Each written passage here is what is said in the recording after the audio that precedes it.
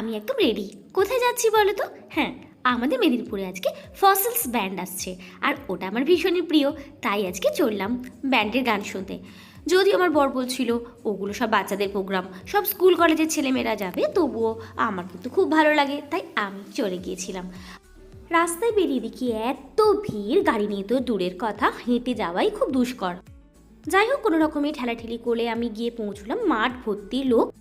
কিন্তু এটা সত্যি বেশিরভাগ সব টিনেজরা ছিল, অর্থাৎ স্কুল কলেজের বাচ্চারাই ছিল বেশি। আমি তো এত পেছন দিকে ছিলাম, কিছুই দেখতে পাচ্ছিলাম না, শুধু গানই শুনতে পাচ্ছিলাম না। শেষ পর্যন্ত একটা বাঁশের ওপর উঠে প্রোগ্রাম দেখলাম।